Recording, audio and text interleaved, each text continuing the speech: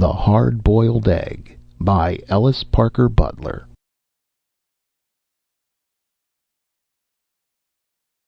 Walking close along the wall to avoid the creaking floorboards, Philo Gubb, paperhanger and student of the Rising Sun Detective Agency's Correspondence School of Detecting, tiptoed to the door of the bedroom he shared with the mysterious Mr. Critz.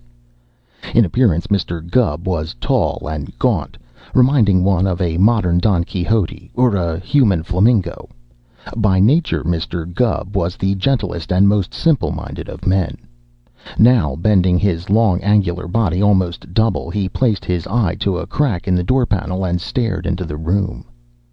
Within, just out of the limited area of Mr. Gubb's vision, Roscoe Critz paused in his work and listened carefully. He heard the sharp whistle of Mr. Gubb's breath as it cut against the sharp edge of the crack in the panel, and he knew he was being spied upon. He placed his chubby hands on his knees and smiled at the door, while a red flush of triumph spread over his face. Through the crack in the door, Mr. Gubb could see the top of the washstand beside which Mr. Critz was sitting, but he could not see Mr. Critz. As he stared, however, he saw a plump hand appear and pick up one by one the articles lying on the washstand. They were, first, 7 or 8 half shells of English walnuts; second, a rubber shoe heel out of which a piece had been cut; third, a small rubber ball no larger than a pea; fourth, a paper-bound book; and lastly, a large and glittering brick of yellow gold. As the hand withdrew the golden brick, Mr. Gubb pressed his face closer against the door in his effort to see more, and suddenly the door flew open and Mr. Gubb sprawled on his hands and knees on the worn carpet of the bedroom. "There now," said Mr. Critz. "There now. Serves you right. Hope you hurt yourself." Mr. Gubb arose slowly like a giraffe and brushed his knees. "Why?" he asked. "Snoopin' and sneakin' like that," said Mr. Critz crossly. "Scarin' me to fits almost.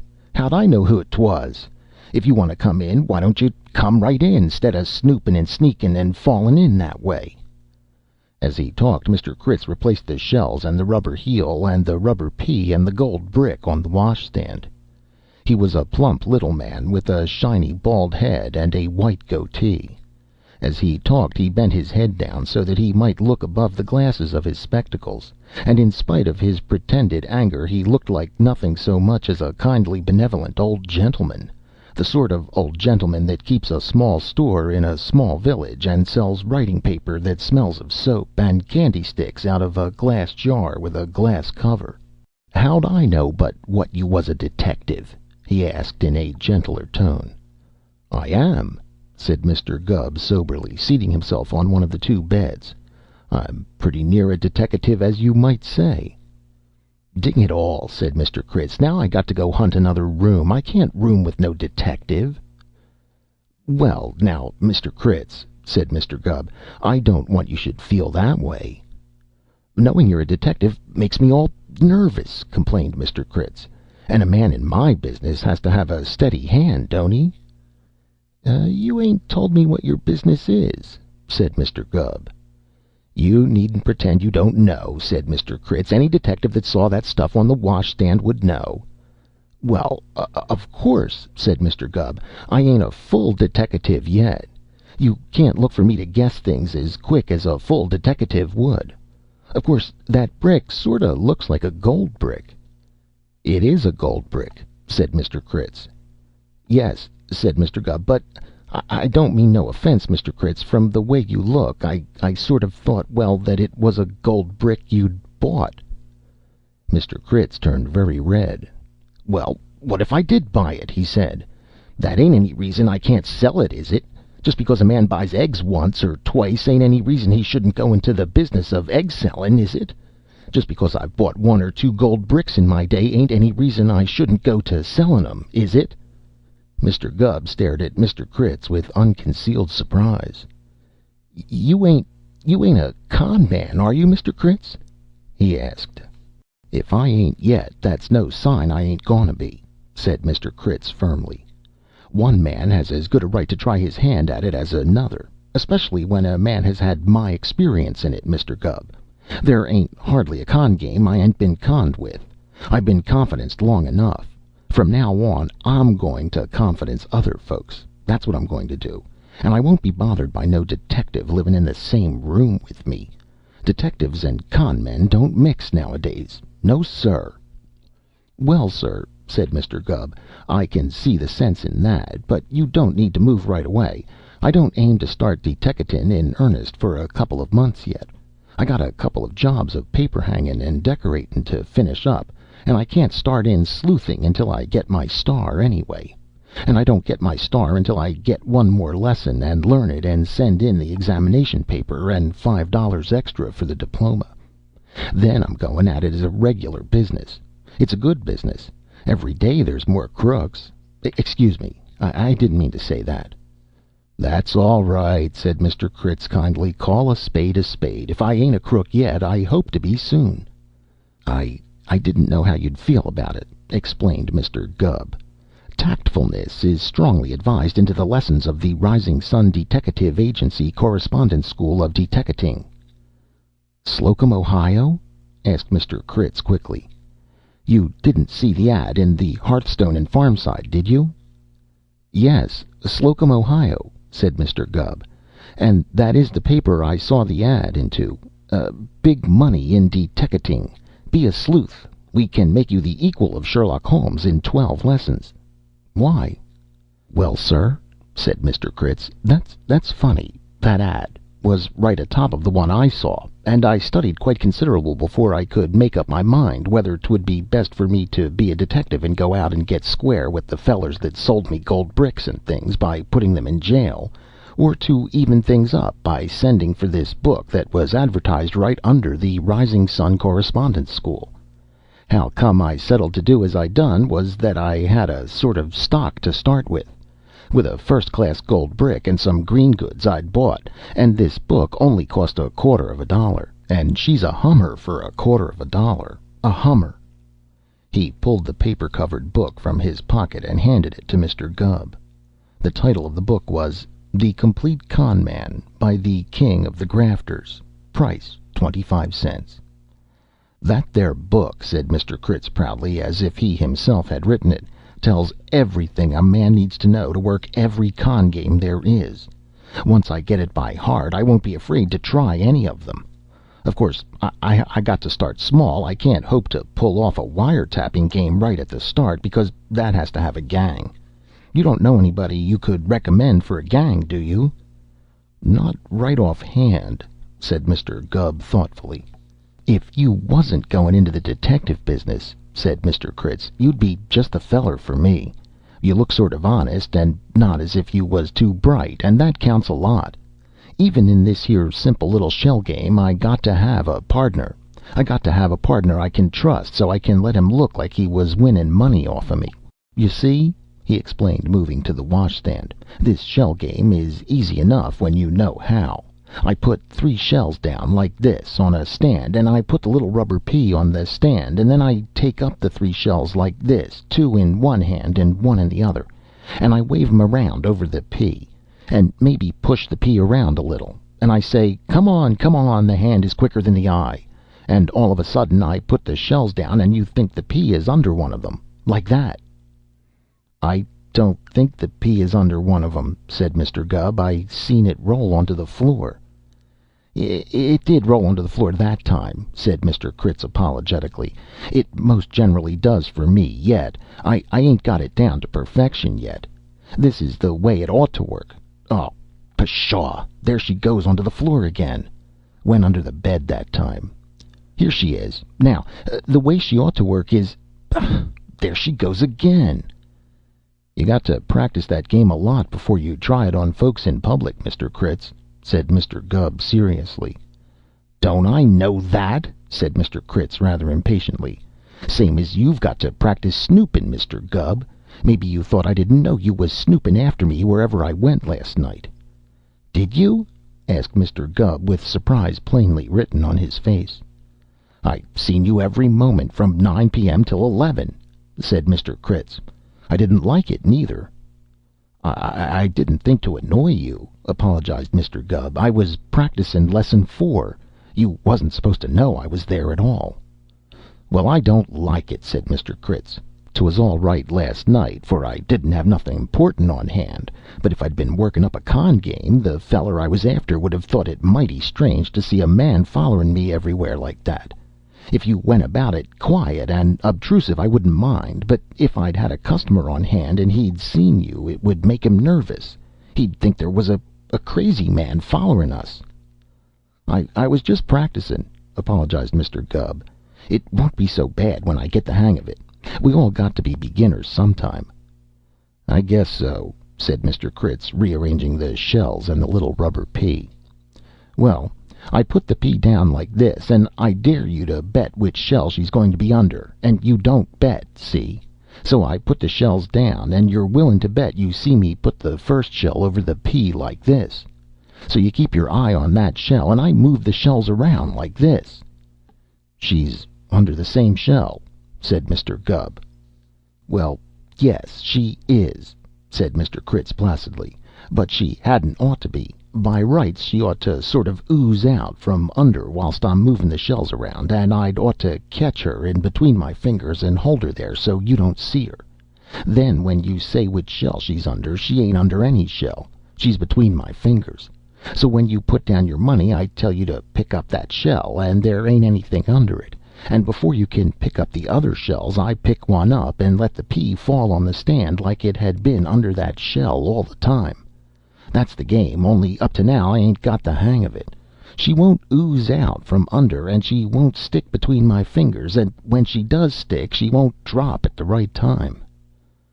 "Except for that, you've got her all right, have you?" asked Mr. Gubb. "Except for that," said Mr. Critz, "and I'd have that, only my fingers are stubby." "What was it you thought of having me do if I wasn't a deteckative?" asked Mr. Gubb. "The work you'd have to do would be capping work," said Mr. Critz. "Capper, that's the professional name for it. You'd guess which shell the ball was under." "That would be easy the way you do it now," said Mr. Gubb. "I told you I got to learn it better, didn't I?" asked Mr. Critz impatiently. "You'd be capper, and you'd guess which shell the pea was under. No matter which you guessed, I'd leave it under that one, so you'd win, and you'd win $10 every time you bet. But not for keeps. That's why I've got to have an honest capper." "I can see that," said Mr. Gubb, "but what's the use in letting me win it if I've got to bring it back?" "That starts the boobs betting," said Mr. Critz. "The boobs see how you look to be winning, and they want to win too. But they don't. When they bet, I win." "That ain't a square game," said Mr. Gubb seriously. "Is it?" "A crook ain't expected to be square," said Mr. Critz. "It stands to reason if a crook wants to be a crook, he's got to be crooked, ain't he?" "Yes, of course," said Mr. Gubb. I hadn't looked at it that way." "As far as I can see," said Mr. Critz, "the more I know how a detective acts, the better off I'll be when I start in doing real business. Ain't that so? I guess till I get the hang of things better, I'll stay right here." "I'm glad to hear you say so, Mr. Critz," said Mr. Gubb with relief. "I like you, and I like your looks, and there's no tellin' who I might get for a roommate next time. I might get someone that wasn't honest." So it was agreed, and Mr. Critz stood over the washstand and manipulated the little rubber pea in the three shells, while Mr. Gubb sat on the edge of the bed and studied Lesson 11 of the Rising Sun Detective Agency's Correspondence School of Detecting. When presently Mr. Critz learned to work the little pea neatly, he urged Mr. Gubb to take the part of the capper, and each time Mr. Gubb won he gave him a $5 bill. Then Mr. Gubb posed as a boob, and Mr. Critz won all the money back again, beaming over his spectacle rims and chuckling again and again until he burst into a fit of coughing that made him red in the face, and did not cease until he had taken a big drink of water out of the wash pitcher. Never had he seemed more like a kindly old gentleman from behind the candy counter of a small village. He hung over the washstand manipulating the little rubber pea as if fascinated. "Ain't it curious how a feller catches onto a thing like that all to once?" he said after a while. "If it hadn't been that I was so anxious, I might have fooled with that for weeks and weeks and not got anywhere with it. I do wisht you could be my capper a while, anyway, until I could get one." "I need all my time to study," said Mr. Gubb. "It ain't easy to learn deteckating by mail." "Pshaw, now," said Mr. Critz. "I'm real sorry. Maybe if I was to pay you for your time and trouble, $5 a night? How say?" Mr. Gubb considered. "Well, I dunno," he said slowly. "I sort of hate to take money for doin' a favor like that." "Now, there ain't no need to feel that way," said Mr. Critz. "Your time's worth something to me. It's worth a lot to me to get the hang of this gold brick game. Once I get the hang of it, it won't be no trouble for me to sell gold bricks like this one for all the way from $1,000 up. I paid 1,500 for this one myself, and got it cheap. That's a good profit, for this brick ain't worth a cent over $100, and I know, for I took it to the bank after I bought it, and that's what they was willin' to pay me for it. So it's easy with a few dollars for me to have help whilst I'm learnin'. I can easily afford to pay you a few dollars, and to pay a friend of yours the same." "Well, now," said Mr. Gubb, "I don't know but what I might as well make a little that way as any other. I got a friend—" He stopped short. "You don't aim to sell the gold brick to him, do you?" Mr. Critz's eyes opened wide behind their spectacles. "Land's sake, no!" he said. "Well, I got a friend may be willin' to help out," said Mr. Gubb. "What'd he have to do?" "You or him," said Mr. Critz, "would be the come on and pretend to buy the brick, and you or him would pretend to help me to sell it. Maybe you better have the brick, because you can look stupid, and the feller that's got the brick has got to look that." "I can look any way almost," said Mr. Gubb with pride. "Do tell," said Mr. Critz, and so it was arranged that the first rehearsal of the gold brick game should take place the next evening. But as Mr. Gubb turned away, Mr. Critz deftly slipped something into the student detective's coat pocket. It was toward noon the next day that Mr. Critz, peering over his spectacles and avoiding as best he could the pails of paste, entered the parlor of the vacant house where Mr. Gubb was at work. "I just come around," said Mr. Critz rather reluctantly, "to say you better not say nothin' to your friend. I guess that deal's off." "Pshaw, now," said Mr. Gubb. "You don't mean so." "I don't mean nothin' in the way of aspersions, you mind," said Mr. Critz with reluctance. "But I guess we better call it off. Of course, so far as I know, you're all right." "I don't know what you're gettin' at," said Mr. Gubb. "Why don't you say it?" "Well, I've been buncoed so often," said Mr. Critz. "Seems like anyone can get money from me any time and any way, and I got to thinkin' it over. I don't know anything about you, do I? And here I am going to give you a gold brick that cost me $1,500 and let you go out and wait until I come for it with your friend, and, well, what's to stop you from just goin' away with that brick and never comin' back?" Mr. Gubb looked at Mr. Critz blankly. "I've went and told my friend," he said. "He's all ready to start in." "I hate it to have to say it," said Mr. Critz, "but when I come to count over them bills I lent you to cap the shell game with, there was a $5 one short." "I know," said Gubb, turning red. "And if you go over there to my coat you'll find it in my pocket, all ready to hand back to you. I don't know how I come to keep it in my pocket. Must have missed it when I handed you back the rest." "Well, I had a notion it was that way," said Mr. Critz kindly. You look like you was honest, Mr. Gubb. But $1,000 gold brick that any bank will pay $100 for, I got to get out of this way of trustin' everybody." Mr. Critz was evidently distressed. "If 'twas anybody else but you," he said with an effort, I'd make him put up $100 to cover the cost of a brick like that whilst he had it. There, I've said it, and I guess you're mad." "I ain't mad," protested Mr. Gubb. "Long as you're goin' to pay me and Pete, and it's business, I ain't so set against puttin' up what the brick is worth." Mr. Critz heaved a deep sigh of relief. "You don't know how good that makes me feel," he said. "I was almost losin' what faith in mankind I had left." Mr. Gubb ate his frugal evening meals at the Pie Wagon, on Willow Street, just off Main. where by day Pie Wagon Pete dispensed light viands, and Pie Wagon Pete was the friend he had invited to share Mr. Critz's generosity.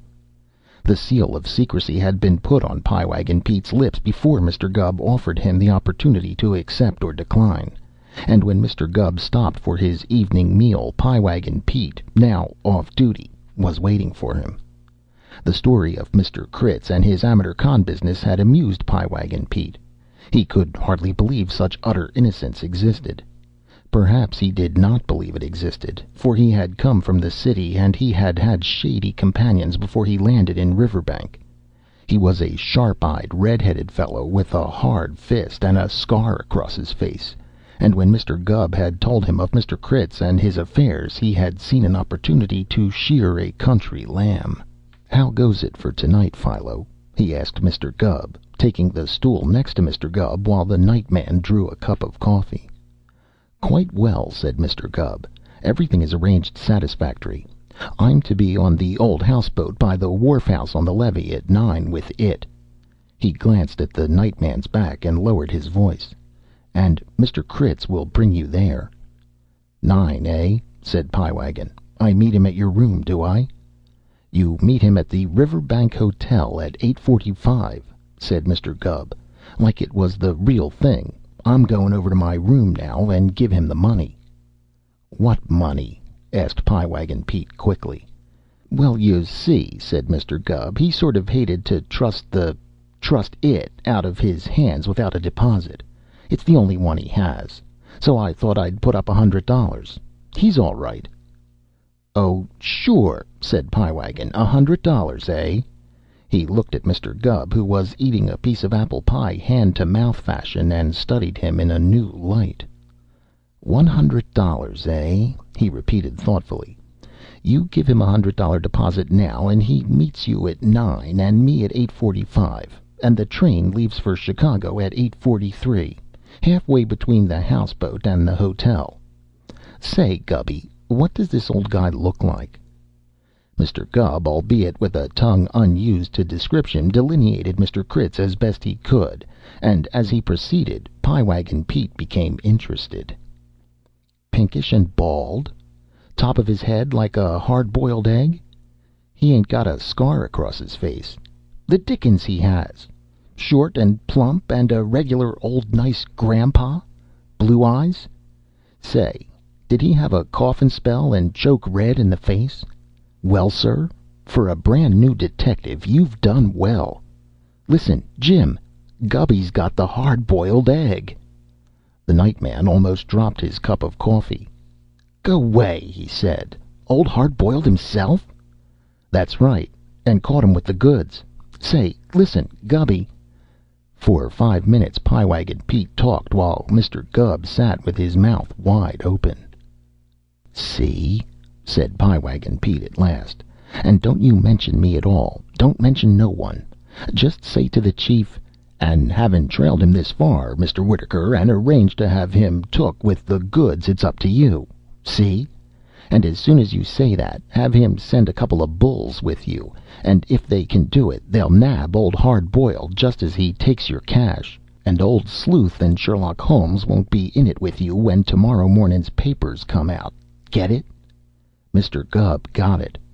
When he entered his bedroom, Mr. Critz was waiting for him. It was slightly after 8 o'clock, perhaps 8:15. Mr. Critz had what appeared to be the gold brick neatly wrapped in newspaper, and he looked up with his kindly blue eyes. He had been reading The Complete Con Man, and had pushed his spectacles up on his forehead as Mr. Gubb entered. "I done that brick up for you," he said, indicating it with his hand, "so's it wouldn't glitter whilst you was going through the street. If word got passed round there was a gold brick in town, folks might sort of get suspicious like. Nice night for going out, ain't it? Got a letter from my wife this afternoon." He chuckled. "She says she hopes I'm doing well. Sally'd have a fit if she knew what business I was going into. Well, time's getting along." "I brung the money," said Mr. Gubb, drawing it from his pocket.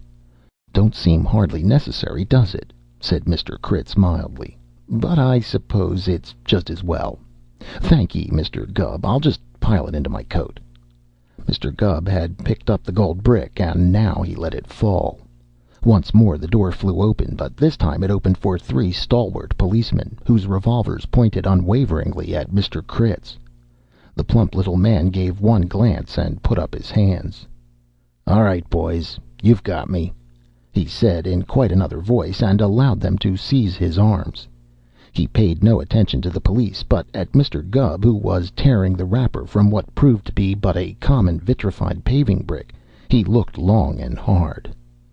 "Say," said Mr. Critz to Mr. Gubb, "I'm the goat. You stung me all right. You worked me to a finish. I thought I knew all of you from Burns down, but you're a new one to me. Who are you, anyway?" Mr. Gubb looked up. "Me?" he said with pride. Why, I'm Gubb, the foremost deteckative of Riverbank, Iowa."